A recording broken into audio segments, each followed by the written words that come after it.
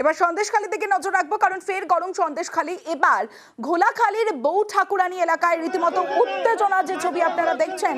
স্থানীয়দের নিশানায় সন্দেশখালী গ্রাম পঞ্চায়েতের প্রাক্তন প্রধান তথা তৃণমূল নেতা দিলীপ মল্লিক। আবাসের টাকায় কাটমানি নেওয়া সহ তার বিরুদ্ধে ভুরি ভুরি অভিযোগ।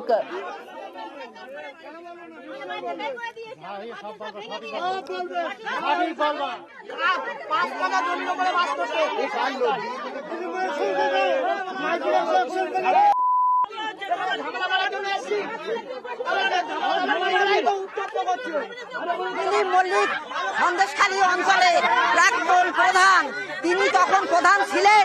আমার 9 বিঘে জমি কেড়ে নিয়েছে জোর করবো। আমাদের ফুটপাত করে দিয়েছে। ওই যে কৃষ্ণেন্দু, গৌর রায়, দিলীপ মল্লিক আমাদের ঘর দেখুন ভেঙে তুলে সব করেছে। আমাদের ঘর থেকে ফেলে দিয়েছে, আমাদের ঘর ভেঙে রাস্তায় করে দিয়ে এসছে।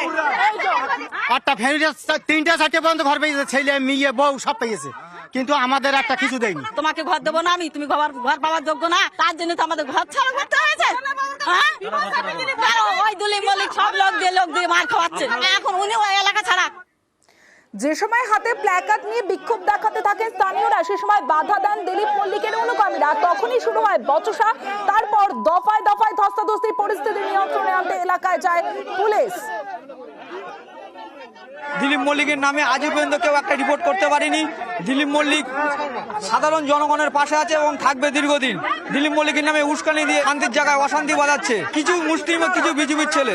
আমাদের প্রধান ছিল দিলীপ মল্লিক, ভালোই কাজ করছিল।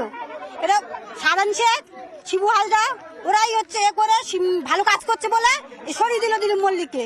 বলছে কি জটপটে টাকাগুলো সব তুলে দিলে আমাদের দিতে হবে। যেই আমাদের দিলীপ মল্লিক বললো না আমি পারবো না এই কাজটা করতে, গরিব মানুষের টাকা আমরা দিতে পারবো না। আর এখন দিলীপ মল্লিকের নামে এখন বাজে বাজে কথা বলছে। দীর্ঘ 10 বছর একটা প্রধান থাকা সত্ত্বেও এখানের মানুষের শান্তি শৃঙ্খলা ভাবে গরিব মানুষের দিকে দেখেছে, রাস্তাঘাটে প্রচুর কাজকর্ম দেখিয়েছে।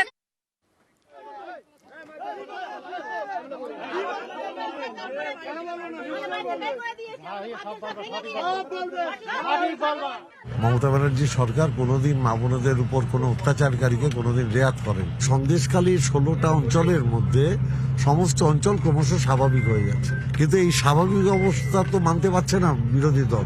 তারা ভাবছে যে করে হোক এই গন্ডগোলটাকে জিয়ে রাখতে হবে। তারা নিত্য নতুন কৌশল অবলম্বন করে সন্দেশখালীকে অশান্ত রাখার চেষ্টা করছে।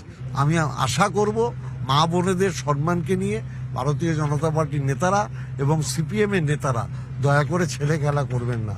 মা বোনেদের যে সম্মান বাংলার বুকে আছে সেটাকে অক্ষুণ্ণ রাখতে হবে।